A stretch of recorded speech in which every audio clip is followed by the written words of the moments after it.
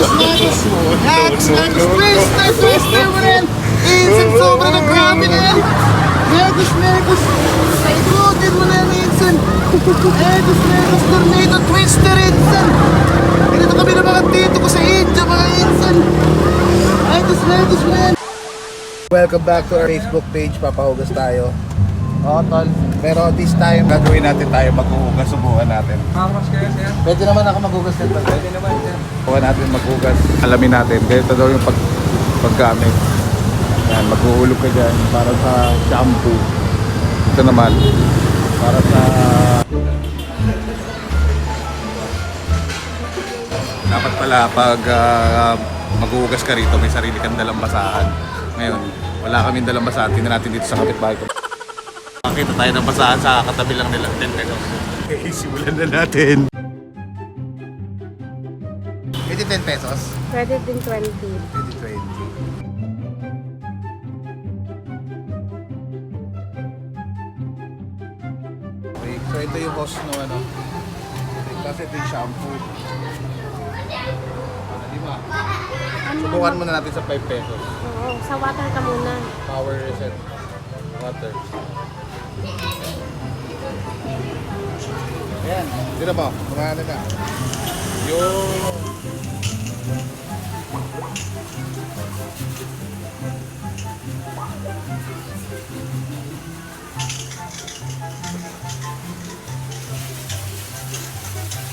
Basahan nga.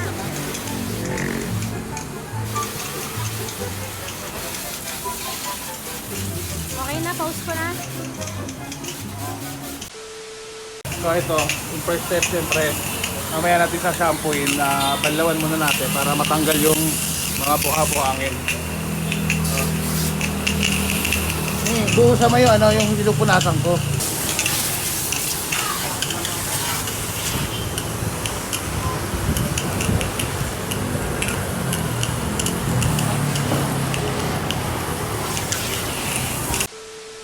Punta tayo sa kabilang side.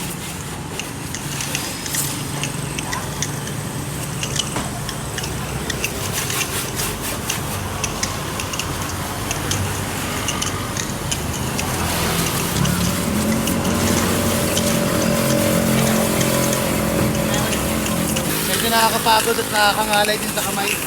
Tapos yung 5 pesos niya 2 minutes. So siguro sakto lang yun sa isang side. Kung dalawang side sila, dalawang 5. Naka.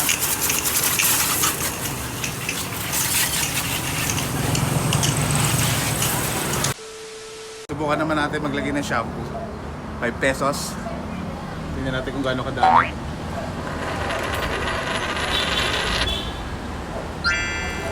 Yan. Wow!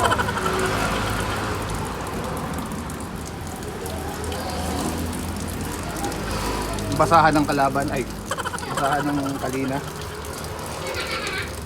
Oh, madami rin pala yun. Marami rin pala yung 5 pesos. Ah, wala yung konti rin. Mekos mo na yun, Insan.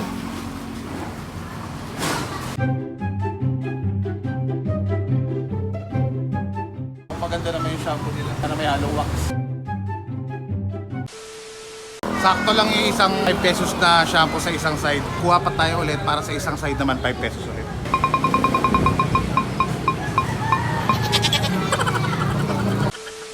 Kabilang side naman tayo ng sasakyan. Alright.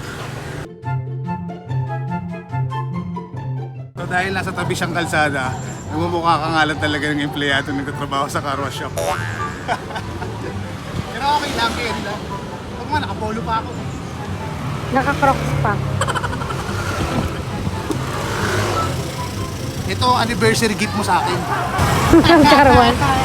Hindi niya nakakita pambayad ng car wash.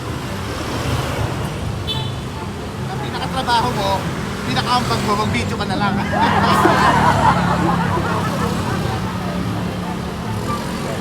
Cut. Okay. Sa gulong naman tayo. Mekos sa dumi. Mekos. Twister mo yan. Insan, sobra na grabe na yan. Paikutin mo na yan, Insan. Egos Megos Tornado Twister Insan. Ganito kami ng mga tito ko sa India mga Insan. Egos Megos man. Eh, subukan naman daw ni Buntis. Megos Megos mo na yan Insan.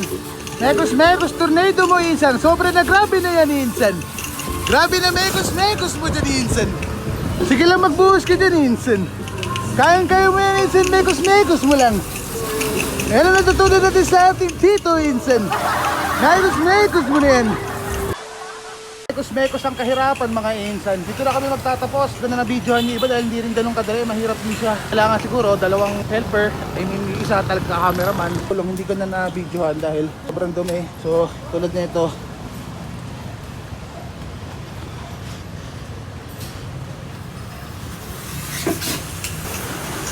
Sorry, tumalsik oh. Pumunta dun. Shout out sa may-ari ng car wash. Tapos na tayo. Time to cleaning. Ayusin natin maigi para yung mga susunod na gagamit hindi sila mahihirapan sa pag ulat-lat. Tapos at the same time, para hindi siya masira. At sa mga susunod na araw ay makabalik tayo dito. Diba? Next time, ikaw naman hindi rin ganun kadali Okay? Palibot ko na. Yan. Sabit daw. Ay, Tapos, ang sabi? ewan ko lang. Diyan Okay na. na. Tapos, yan. Hindi na natin na punasan dahil wala tayong dalang shamoy. So next time, yung second round natin, magdadala tayo ng shamoy. Isipin mo, pag magpapacar wash ka sa amin, sa lugar namin, sa Blue Boys 220. Pinakamagandang car wash na yun doon. Yung pinakapangit naman, 200 pesos. Eto, guess what? Sa halagang 62 pesos, nahugasan natin siya ng maayos. Sa problema nga lang, hindi ba natin siya mapatuyo dahil wala siyang moy. Sayaan na lang natin siguro yung hangin. Alright, so please like, share, and comment. So, syempre follow na rin your page, no? TBDO TV at your service. Peace, yo! Araw ko ngayon, araw